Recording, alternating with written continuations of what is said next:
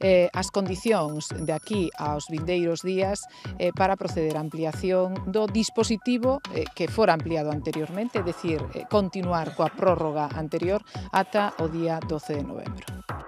¿Qué tal? Buenas noches. Nuevo movimiento del gobierno gallego, así lo anunciaba la conselleira de Medio Rural. El dispositivo antiincendios se prorroga ante un tiempo seco que no parece tener fin. Lo anunciaba Ángeles Vázquez en esta visita a Ventosela, en Redondela, donde se sigue estudiando cómo evitar el arrastre de las cenizas hacia ríos y también hacia bancos marisqueros. Mientras, muy cerca, en Vigo, el concello está extendiendo toneladas de paja en Monte dos Pozos para evitar ese daño que pueden hacer los restos de los fuegos.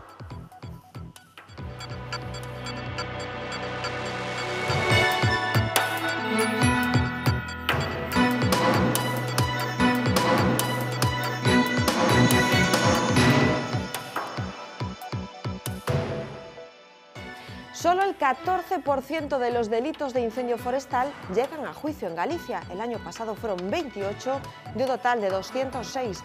El poder destructivo del fuego hace muy difícil encontrar pruebas e identificar a los incendiarios que responden a 4 perfiles, según un estudio de la Guardia Civil. El imprudente, el psicópata, el que se beneficia al provocarlo, o el menos habitual, el incendiario que actúa por venganza. Hoy preguntaremos a un experto por este tipo de perfiles criminales para saber cuáles son las motivaciones que pueden llevar a alguien a iniciar un incendio. Y a estas horas Galicia sigue ardiendo. En la localidad ourensana de Viana do Bolo se da por estabilizado un fuego que ha calcinado ya más de 50 hectáreas en la parroquia de San Mamede. Es más que contar, hoy hemos visitado la parroquia de Noceda, en el municipio lucense de Cervantes. Esta localidad de Osancares ha sido una de las más azotadas por las llamas. El fuego permaneció activo aquí durante 12 días. De hecho, hasta la noche de ayer no se dio por extinguido.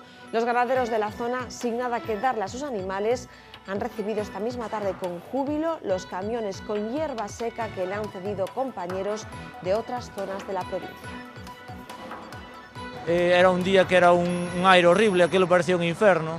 Estaban aquí o aire, levábamos volume para un lado, para outro, e gracias ao personal de todo o que veu de incendios, gracias ao personal da Guardia Civil, gracias aos veciños que salieron todos a traballar e derono todo.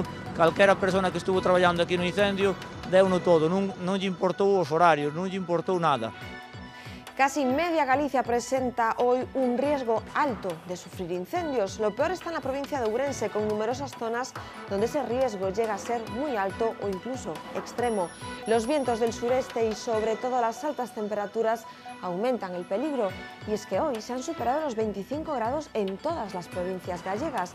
La temperatura más alta la ha marcado la ciudad de Ourense, con 29 grados, aunque numerosas localidades de esta provincia y de la de Pontevedra se han acercado a los 30.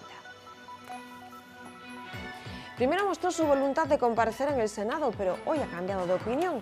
El gobierno interpreta la última negativa de Puigdemont como un cierre de puertas al diálogo. A mí no me sorprende que no vuelva, está claro que el señor Puigdemont no quiere dialogar. Donde sí podría estar Puigdemont es en el Pleno del Parlamento de Cataluña, que arranca mañana por la tarde, pero no está confirmado tampoco. Se solapa, por lo tanto, con la sesión en el Senado. A esta hora Carles Puigdemont sigue reunido con el Govern, les ha convocado de urgencia, mientras Junqueras ha asegurado esta tarde que no queda otra salida que proclamar la República.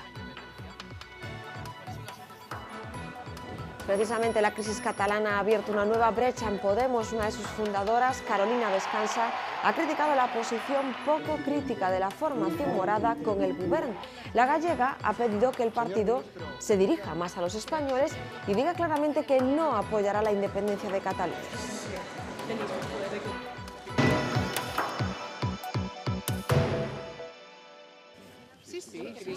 Los técnicos del Centro de Investigación Forestal de Lourizán ya trabajan sobre el terreno para que las zonas afectadas por las llamas se regeneren cuanto antes.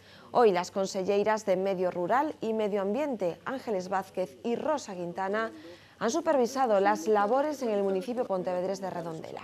Aquí se inspecciona el territorio de cara a evitar el arrastre de cenizas de los incendios hacia los bancos marisqueros. Si son necesarias, instalarán barreras para que no se produzcan vertidos. Los controles aquí son exhaustivos junto a las desembocaduras de dos ríos próximos, el Miño y el Miñor y el Verdugo. Estos trabajos técnicos se están realizando en más puntos de la comunidad afectados por las llamas y se valora si dejar que la naturaleza actúe por sí misma o si se cubre de paja para nutrir la tierra. Unos estudios que se van a prolongar próximamente y que se realizarán de forma coordinada y en base a lo que determinen únicamente los expertos forestales. Solo se actuará en los casos más extremos o si se considera necesario.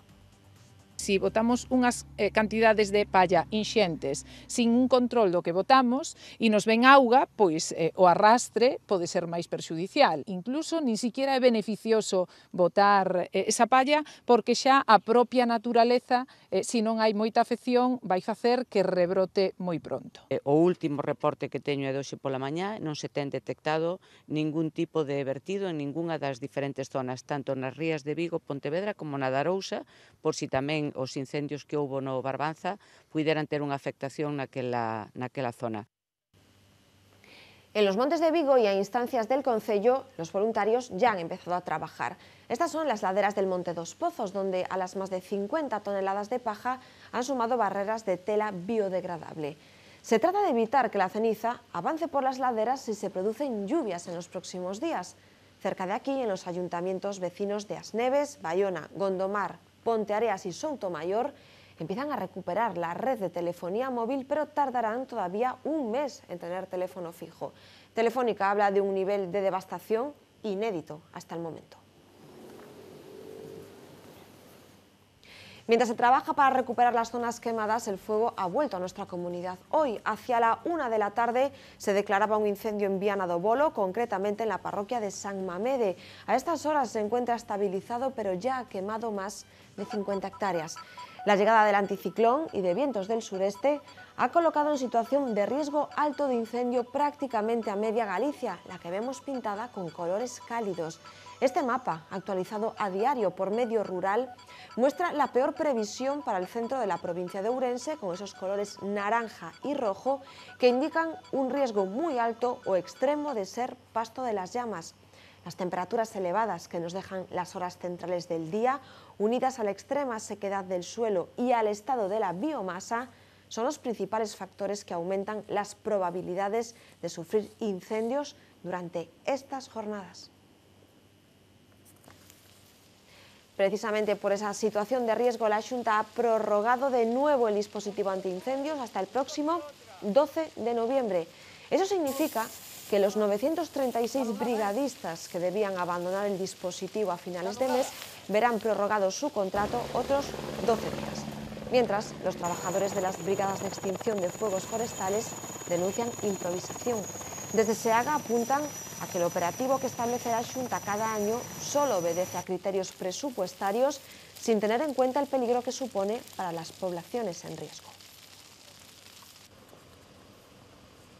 Y mientras pasan los días y Galicia intenta volver a la normalidad, para algunas familias la palabra normal queda muy lejos todavía. Son los que han perdido su casa, sus pertenencias y sus recuerdos, como Victoria y Noemí, madre e hija de Chan de Brito, a las que todavía se les saltan las lágrimas cuando recuerdan cómo sucedió todo. En apenas unos minutos lo perdieron todo. Viven en un piso que una familia cedió al concello para recolocar a quien lo necesitase. Estaba en Gondomar con uns amigos, sabín pola zona de Gondomar que estaba todo hecho de fume, avións e demais, despois pois, iba chamando a casa para ver como estaba por ali a situación e miña nai me decía que había un montón de fumo, que non se veía nada, que por favor que viñera para casa, que seguro que despois non podría subir.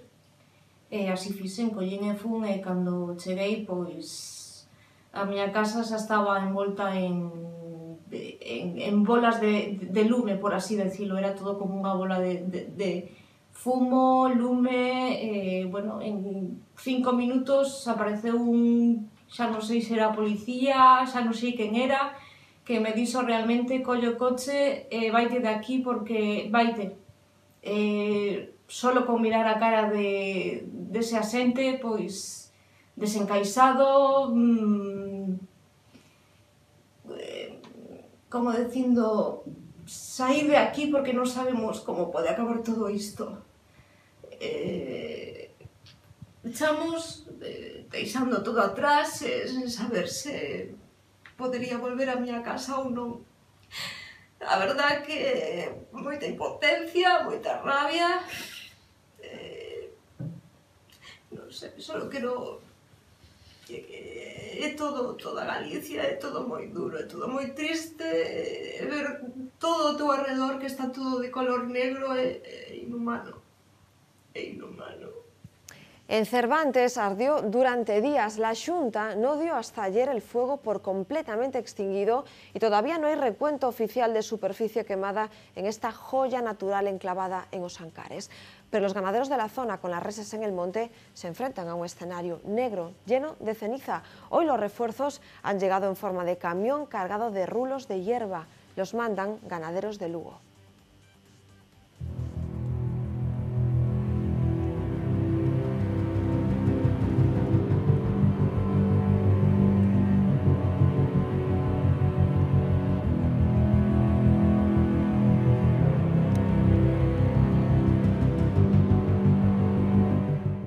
Otra no lo vimos, no. Otra como esta fue muy gorda. Las llamas ya eran con el viento encima y con la Ofelia que había venido, esa noche cogió, bueno, la primera que me marché fui yo.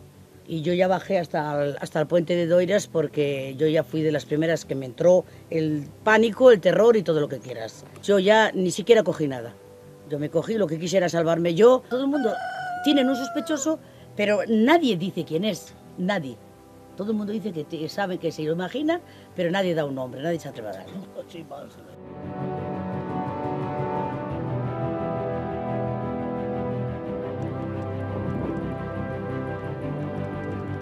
Arderon prados, arderon pastizales, arderon cierres, ardeu moito. Ardeu todo. Fai moito. Está tudo queimado. A miña situación é como a de todos aquí, que non nos quedou nada prácticamente. E agora vamos ter moitos problemas ainda encima ca auga, que vai nos roubar os pobres. Sacas por todo.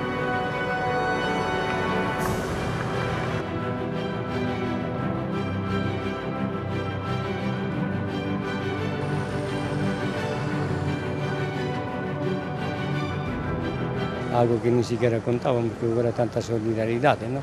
Nos están chamando de todos os lados para traer erva ou palla, algo para aquí, por gandeiro de aquí.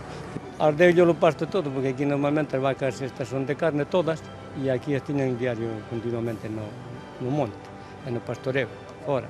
A maioría deles non teñen infraestructura ni siquiera para ter todas as vacas dentro. Surgiu un pouco pois que todos somos gandeiros, todos temos necesidades, e vendo pois o que pasaba ese domingo tan dramático, vendo as noticias, pois empezou a surgir por o WhatsApp, por os grupos de WhatsApp, pois a opción de traerlles un poquinho de comestible, pensando máis que nada nos gandeiros desta zona. Este é un dos camións que chegou hoxe, é dun taller que puxo este camión hoxe a nosa disposición, gratis, outro socio da Agromuralla que tamén tiña un camión, e, bueno, aproveitando así estas cousas, aínda nos fai falta máis, por iso animo tamén a quen teña camións ou teña disponibilidade, pois se nos quere botar unha mão, pois sería moito agradecer.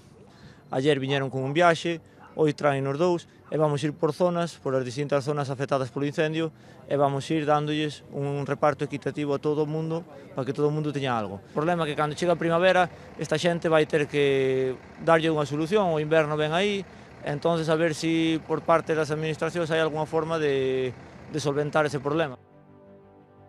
Ya lo saben, continúa la investigación sobre esta terrible ola de incendios. Hay 2 detenidos hasta el momento en Galicia, un vecino de Os Blancos que provocó un fuego cuando estaba asando chorizos y una vecina de Mos cuyos vecinos acusan de haber provocado incendios en la misma zona de forma repetida. En ambos casos, esos fuegos quemaron muy poca superficie. Pero hoy nos preguntamos, ¿qué motiva a una persona a hacer daño de esta forma? ¿Existe realmente un perfil de incendiario? Jorge Jiménez, ¿qué tal? Muy buenas noches. Hola, buenas noches. Jorge, gracias por atendernos a pesar de la distancia. Bajo tu experiencia, según tu experiencia, seguro que estás harto de que los medios, usemos esa palabra pirómano para definir en realidad a un incendiario. Hay muchísima diferencia, ¿no? Sí, en realidad el pirómano es un sujeto, una persona que tiene un trastorno psicopatológico, que es la piromanía. La piromanía es esa excitación, esa fascinación por el fuego y por todo lo que rodea. Es una persona que ama el fuego, que se excita con el fuego y en algunos casos incluso puede participar en las labores de extinción, porque no solo le excita prender fuego, sino también todo lo relacionado. Pero los pirómanos realmente tienen escasa incidencia en este tipo de incendios que solemos tener en España. No llegan al 8% de ellos. Sin embargo, los incendiarios son aquellas personas que pueden tener una patologías, pero no son incendiarios y son los que realmente suponen un grave problema porque queman para hacer daño. En cuanto a los incendiarios, vamos a centrarnos, ya que los pirómanos representan pues tan pocos casos. ¿Hay alguna motivación que gane terreno al resto en cuanto a los incendiarios? Es decir, podemos decir, normalmente los incendiarios llegan a este punto de prender fuego por un motivo en concreto. Pues mira, básicamente, para que sea entendido de una forma relativamente simple, encontramos por un lado lo que serían incendiarios instrumentales. Estos son los incendiarios que queman por obtener algún tipo de beneficio, beneficio que puede ser económico o de cualquier otro tipo. Y por otro lado nos encontramos los incendiarios que denominamos expresivos, que son aquellos que pueden tener generalmente algún tipo de psicopatología relacionada básicamente con el psicoticismo, esquizofrenia y demás, que lo que tratan es de generar daño. Son personas inadaptadas que prenden fuego como podrían cometer cualquier otro tipo de delito que vaya en contra de la sociedad.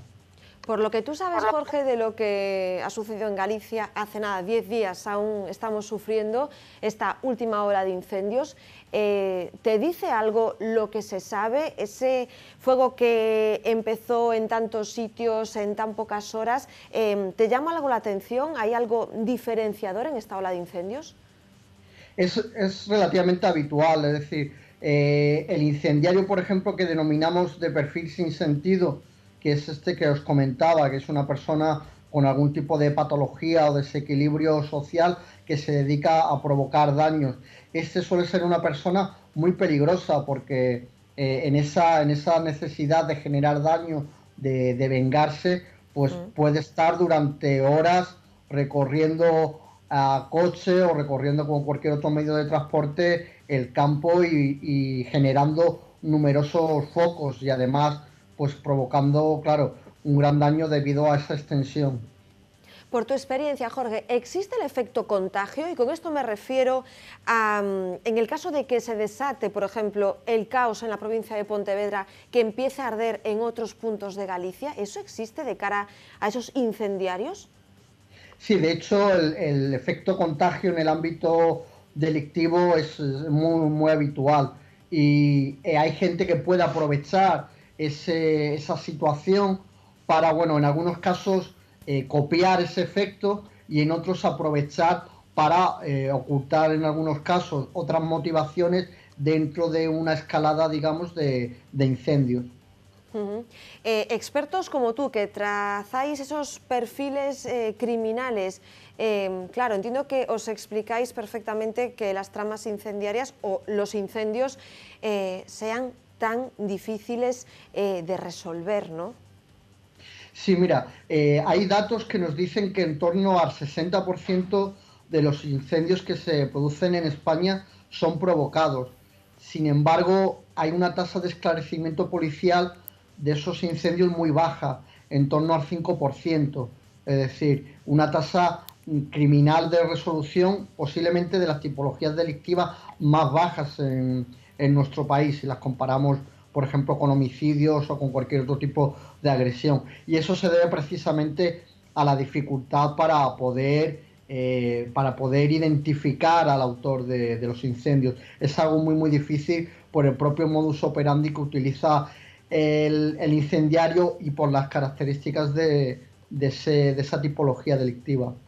Ya sé que no hay datos suficientes sobre lo sucedido en Galicia, pero por lo que sabemos, ¿es posible o bastante probable o nada probable que esto, lo que ha sucedido hace unos días, haya sido producto de la idea que ha tenido una trama organizada?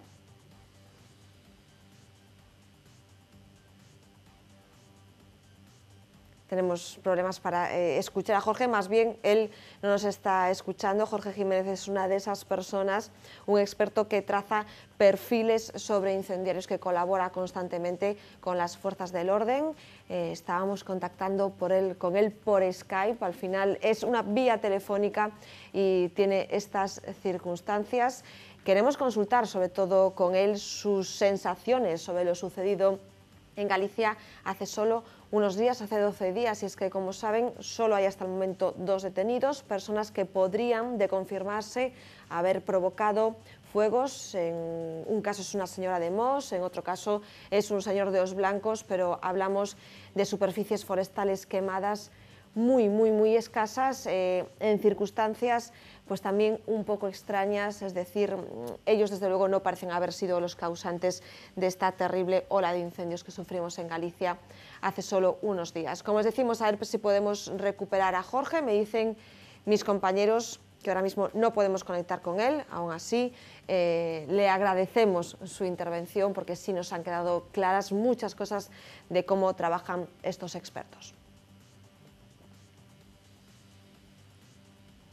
Consideran que la aplicación del artículo 155, ahora estamos en Cataluña, no tiene vuelta atrás, así que no tiene sentido que Puigdemont acuda al Senado. El presidente de Cataluña renunciaba hoy a acudir a la Cámara Alta, como era su primera pretensión. La presidenta del Parlamento anunciaba esta tarde a los grupos que no será así, que el pleno para responder al 155 comenzará mañana por la tarde. Mientras habrá sesión, sí, también en el Senado. Arranca, por lo tanto, la maquinaria de ese artículo 155. Mañana por la tarde van a intervenir en el Senado la vicepresidenta Sáenz de Santamaría. El viernes lo hará Mariano Rajoy, que era una de las dudas. Carles Puigdemont, por su parte, ha convocado esta tarde de urgencia al Govern en la Generalitat. A través de Instagram y según Europa Press, el presidente ha defendido no perder el tiempo con los que quieren arrasar Cataluña, mientras que el vicepresidente de la Generalitat, Oriol Junqueras, ha asegurado a Associated Press que desde el Ejecutivo no están dejando otro remedio que la proclamación de la República. La marcha atrás de Puigdemont ha sido valorada ya por el Gobierno como una negativa a dialogar. Esto es lo que ha dicho esta misma tarde Íñigo Méndez de Vigo. Uno no viene a los sitios es porque no quiere hablar, porque no quiere dialogar y porque no quiere atender a los requerimientos. Por tanto, es lo que hemos visto desde el principio, desde la conferencia de presidentes, precisamente en el Senado. El señor Puigdemont, que estaba invitado, como el resto de los presidentes de las comunidades autónomas, dejó la silla de Cataluña vacía. Luego se le invitó al Congreso de los Diputados, se le dijo que si quería modificar el artículo 2 de la Constitución, si quería hacer un pretendido referéndum de autodeterminación, había que modificar la Constitución. La soberanía nacional se encuentra en el Congreso de los Diputados, ahí estaba, se le invitó, tampoco vino. A mí no me sorprende que no vuelva, está claro que el señor Puigdemont no quiere dialogar. Mientras, este miércoles en el Congreso, enorme tensión entre el PSOE y el PP por la aplicación del 155. Los socialistas mantienen que si Puigdemont convoca autonómicas en las próximas horas, debería pararse la aplicación de este artículo. Desde el Gobierno se asegura, sin embargo, que no hay vuelta atrás. A la izquierda, los socialistas de Corrillo; a la derecha, la vicepresidenta rodeada de los suyos. Que unas elecciones convocadas por Puigdemont frenen el 155 pone a prueba el pacto PP-PSOE. Así que los socialistas se lo dejan claro. Si el señor Puigdemont acepta la legalidad, en ese marco constitucional convoca elecciones autonómicas, no cabe ni política ni jurídicamente la aplicación del 155. La respuesta del presidente. Celebrar elecciones urgentes es una sabia decisión. Elecciones sí, pero no las de Puigdemont, las suyas. Y ahí, en ese restablecimiento de la legalidad, está prevista la convocatoria de unas elecciones en un plazo máximo de 6 meses, que a mí me gustaría, y a usted también, y al Partido Socialista también, por lo menos antes, se celebrasen a la mayor celeridad posible. Presiona a los socialistas. ¿De verdad el comité de sedición de Puigdemont va a ser el encargado de organizarnos las elecciones o vamos a tener el coraje, la serenidad de organizar unas elecciones libres y limpias? Mientras los independentistas amenazan desde el Congreso con la calle. Si usted persiste en la represión, la misma gente que salieron a la calle a defender heroicamente las urnas, saldrán a la calle a defender cívicamente y pacíficamente al gobierno legítimo. Pero volvamos a las discrepancias entre PSOE y Gobierno. Aquí tienen al número 3 del PP dándole explicaciones a la mano derecha de Sánchez. Ojo al lenguaje gestual, mientras Rajoy se marcha sin decir palabra. Los policías desplazados en Cataluña están hartos de la dejadez del gobierno. Agentes gallegos aseguran que la incertidumbre es cada vez mayor y que desconocen cuándo van a poder volver a sus bases tras más de un mes lejos de sus familias. La indignación es aún mayor para los que llegan ahora como refuerzo. Muchos de ellos ya llevaban semanas desplazados en otros lugares. Aquí en Vigo, por ejemplo, ahora mismo tenemos un déficit de más del 10% de plantilla únicamente por los compañeros que se han ido a Cataluña. Una plantilla como Vigo que ya tenía un déficit de menos 15%. Y esto se reproduce en todas las comisarías de toda España. No ha habido la suficiente previsión al respecto, ya que a todos los compañeros se les avisó con 24 horas de antelación. Muchos compañeros no saben ni cuándo van a volver.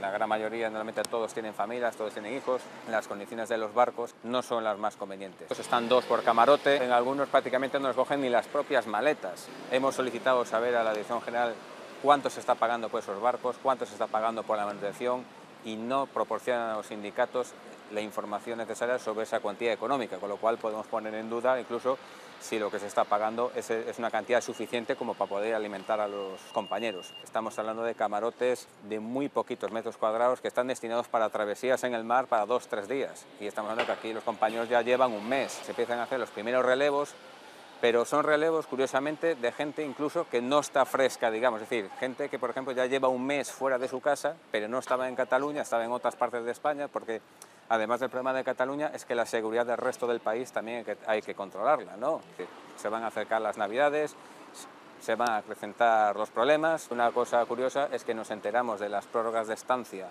en los barcos a través de los medios de comunicación. Nosotros pediremos también las explicaciones oportunas al gobierno sobre esta situación. Solo en Costa descubrirás la felicidad. Y noticias relacionadas con cruceros, pero con los de verdad. La compañía Costa Cruceros, el operador europeo con la flota más grande de barcos, avisa a sus pasajeros que llegan a Barcelona sobre lo que denominan como disturbios civiles en la capital catalana. Son medidas preventivas, según le han contado esta compañía a La Voz.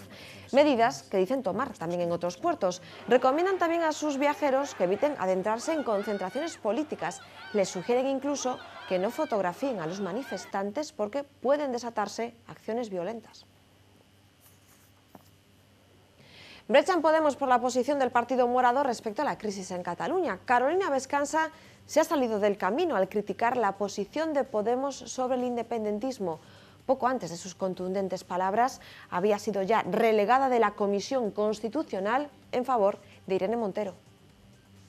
Ha sido ella quien ha puesto voz al coste que supone una posición nada crítica con el Gobierno. A mí me gustaría un Podemos que le hablase más a España y que hablase más a los españoles y no solamente a los independentistas. Lo dice la persona encargada de las encuestas en su partido, fundadora, analista y una vez secretaria general de su grupo parlamentario, un día después de ser sustituida por Irene Montero en la comisión que estudiará la posible reforma constitucional. Creo que nos hemos olvidado de contar que en Podemos no apoyamos y ni vamos a respaldar la independencia de Cataluña, ya sea por la vía unilateral o por la vía bilateral. Hay muchas personas en Podemos que sienten lo mismo que siento yo. Una crítica vertida ya en un reciente artículo suyo que ella misma difundía ayer. En él habla de hacer más propuestas que denuncias y califica de vergonzosa la sesión del Parlamento que impulsó la ley de transitoriedad. Hoy Monedero restaba importancia a las diferencias. Yo creo que es genial que tengamos discusiones dentro de Podemos. Pero hasta la vicepresidenta ha aprovechado para meter el dedo en la llaga. ¿Cómo conciben ustedes el proyecto territorial de España? Me pasa con muchos compañeros de su grupo, que no lo entiendo. Vean la cara de Pablo Iglesias, 3 escaños por debajo de Vescansa. Irene Montero, que ayer negaba la purga, no ha tardado en expresar su enfado. Estas cosas las tenemos que hablar en las reuniones y no en los medios de comunicación. Allá cada cual con cómo respeta lo que los inscritos y las inscritas nos piden. Hasta 10 veces ha mencionado a los inscritos que decidieron en Vista Alegre para aclarar quién decide y dónde puede opinar.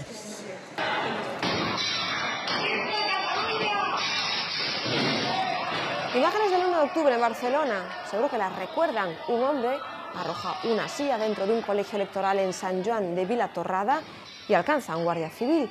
Pues bien, ese hombre de 40 años ha sido detenido por agresión a agente de la autoridad. Según la Guardia Civil, cuando el primer agente accedió a las instalaciones, este hombre le arrojó una silla, cayó al suelo y sufrió heridas en el cuello, la muñeca derecha y las tibias de ambas piernas. Tuvo que ser atendido en un centro sanitario. Por unanimidad, el jurado ha declarado culpable al acusado del doble crimen de Arbo. El tribunal consideró que el acusado, Arturo Domínguez, acabó con la vida de su expareja y el novio de esta de forma violenta e intencionada.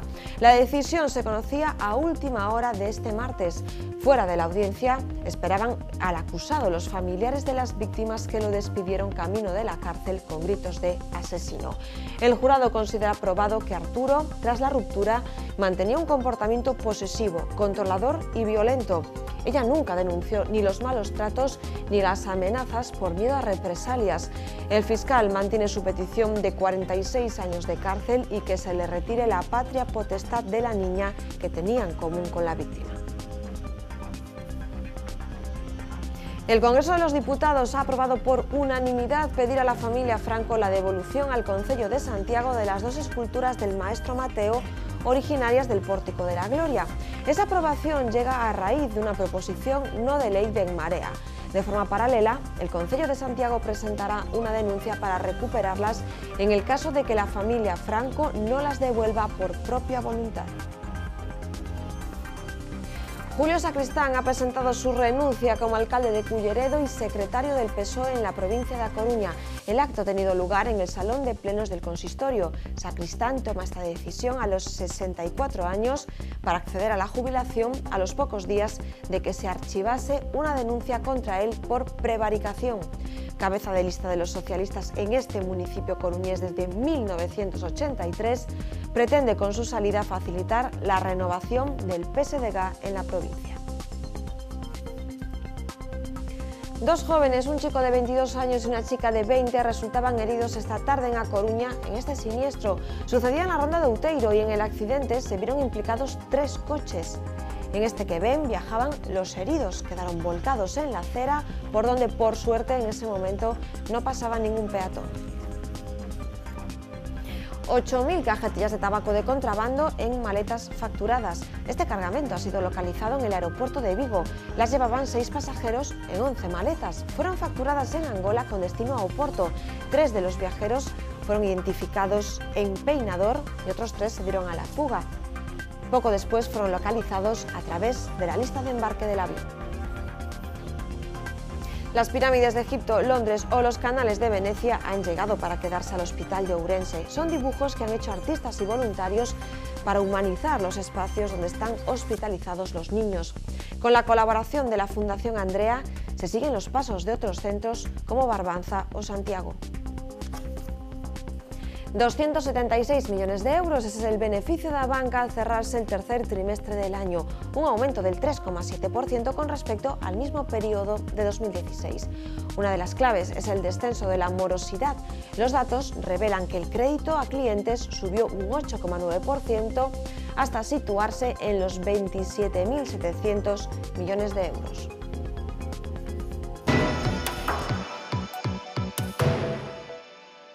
Pasan 4 minutos de las 9:30, información del tiempo. Xavi Fonseca, buenas noches. Muy buenas noches, Gladys. Hoy, 25 de octubre, en Galicia hemos tenido una meteorología de nuevo más propia del verano. De hecho, el pasado verano, que ha sido bastante flojo, hemos tenido muy pocos días como el de hoy. Vamos a verlo.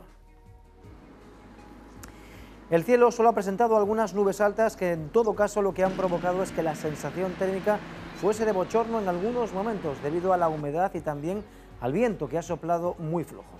Además lo ha hecho de componente sur y eso siempre favorece que el calor sea un poco más intenso. La jornada nos deja máximas por encima de los 25 grados en las 4 provincias gallegas. Llama la atención, por ejemplo, los 27 grados que se han registrado en A Coruña.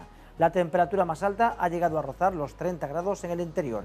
Y ojo, porque las temperaturas seguirán ascendiendo mañana en la provincia de Ourense y también en el sur de Lugo. Y ascienden porque se ha creado un corredor de vientos de componente sur, un corredor que crean por una parte la borrasca situada al oeste de la península ibérica, que no conseguirá afectar a Galicia, y el anticiclón sobre el continente europeo. Los dos centros de acción crean un corredor de isobaras de viento de componente sur. Una cosa muy importante, un matiz importante que no hemos tenido durante las últimas jornadas, es que ese aire cálido también es un aire húmedo, así que mañana por la mañana sobre todo esperamos en el oeste de la comunidad algunas nubes bajas, incluso no descartamos que puedan caer algunos orvallos únicamente por la mañana, repetimos, en el oeste de la provincia de A Coruña. En el resto, cielos completamente despejados. De hecho, por la tarde el cielo estará sin nubes en toda la comunidad. Vientos de componente sur y temperaturas que experimentan algunos cambios. Descienden en las provincias atlánticas, sobre todo cerca de la costa, con esa humedad, pero ascienden en el interior debido a los vientos de componente sur. Mañana las máximas podrían llegar o incluso superar los 30 grados en el interior. Todo ello, por supuesto, después de una noche bastante fría, con mínimas que caen hasta 1 grado, como por ejemplo, como están viendo, en Berín.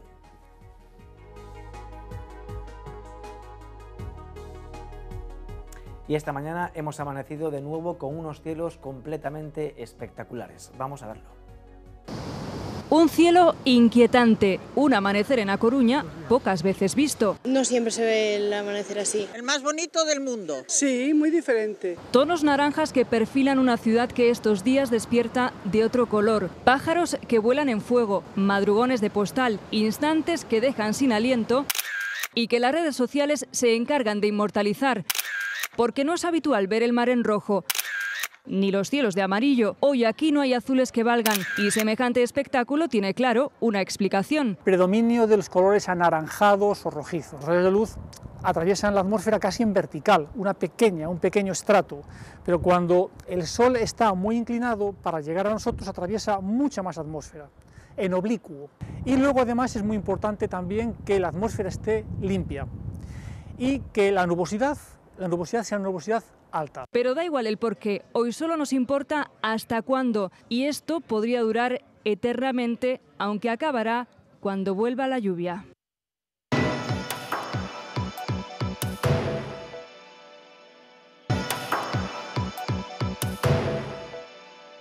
Son las 9 y ya 44 minutos, último tramo de Más que Contar, en el que vamos a profundizar sobre este tiempo, me tienen que dar la razón, loco que estamos viviendo. Desde luego, estas temperaturas no son propias del otoño, o eso creemos nosotros. Tenemos la sensación de que apenas ha llovido en este 2017 y lo que nos están diciendo las previsiones de estos días, después de esos días en los que pedimos tanta agua por culpa de los incendios, es que la lluvia ahora mismo no está precisamente cerca.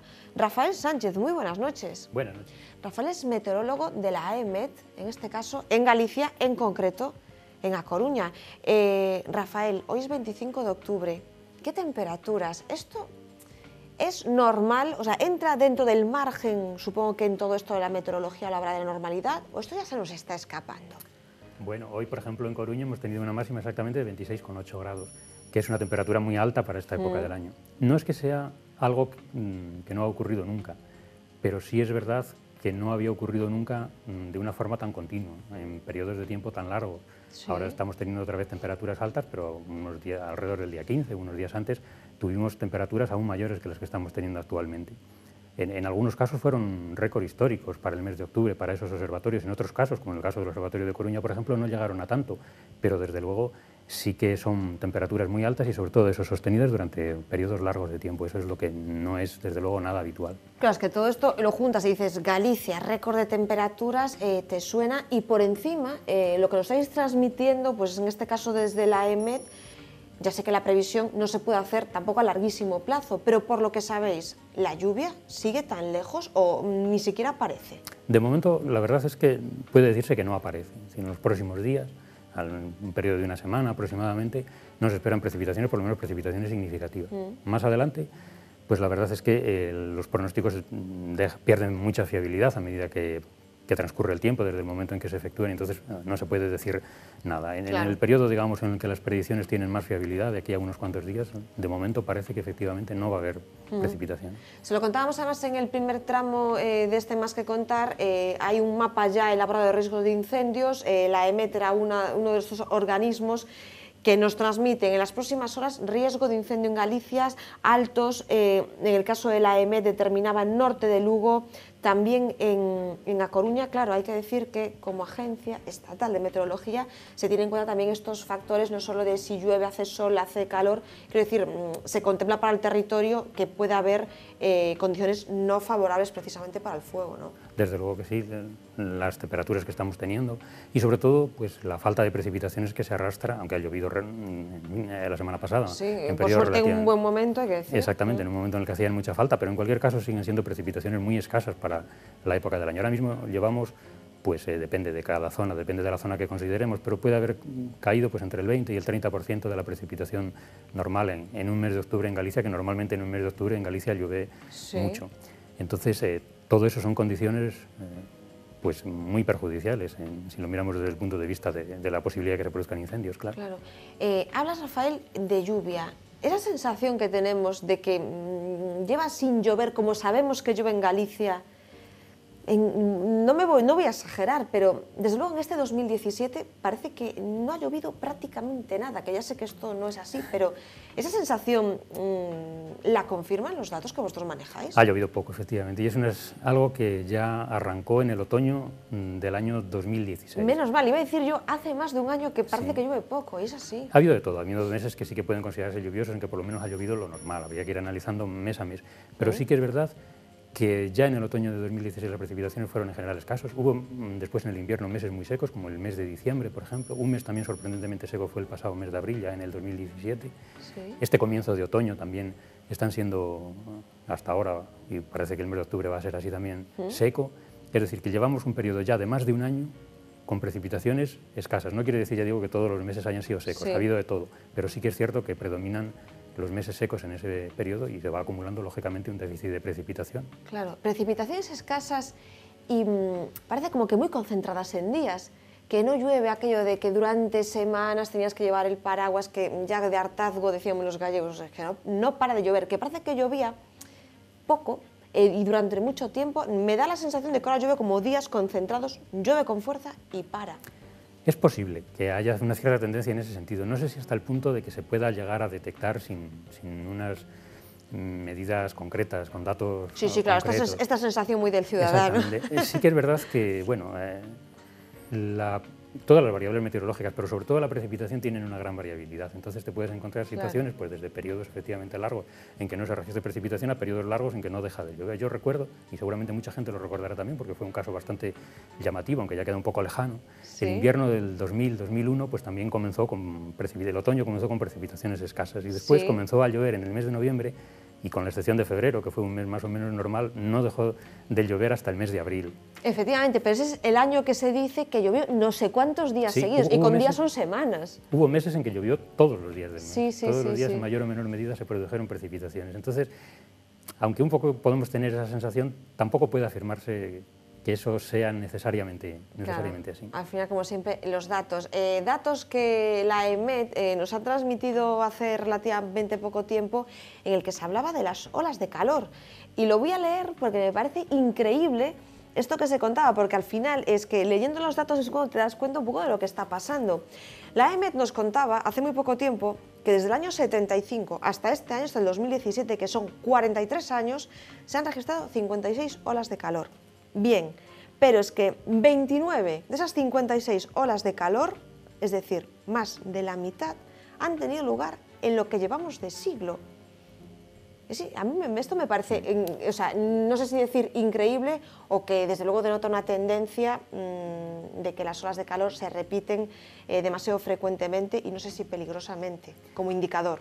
Bueno, así como en la precipitación decía antes que es difícil ver tendencias porque es una variable con mucha variabilidad, cambia mucho de unos periodos a otros. En el caso de la temperatura se observa con toda claridad una tendencia creciente en los valores de temperatura. Las temperaturas, si ordenamos los últimos 40 años, pongamos por caso, en función de la temperatura media anual, los ordenamos desde el año más cálido al año más frío, vemos que en la cabeza de esa serie, en la parte más alta de la tabla, están también los últimos años. En el caso de Galicia, por ejemplo, el año más cálido del que tenemos constancia es 1997.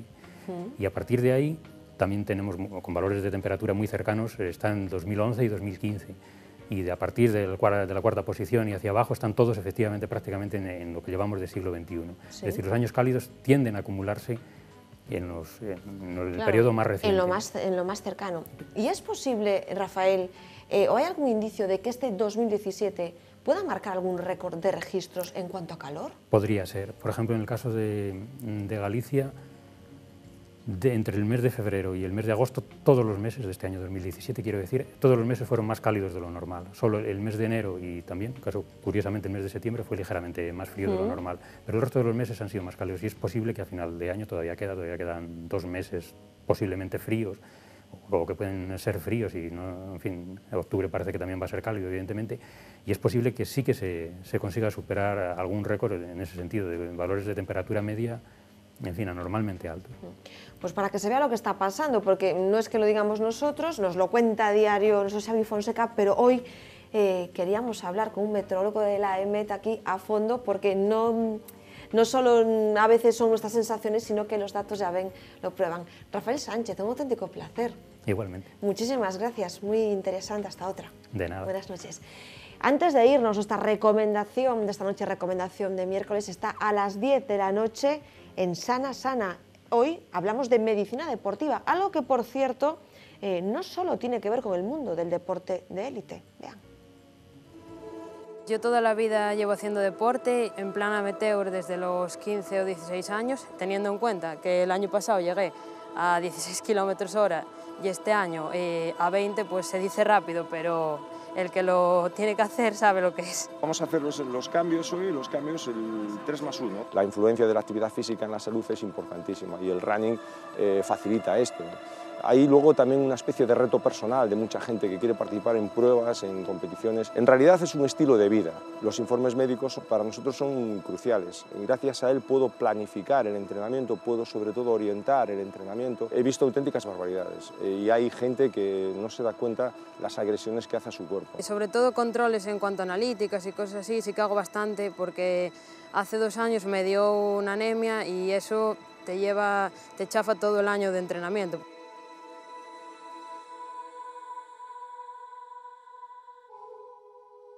Nuestra cita se repite mañana a las 9 con más que contar. Gracias, como siempre, por estar ahí.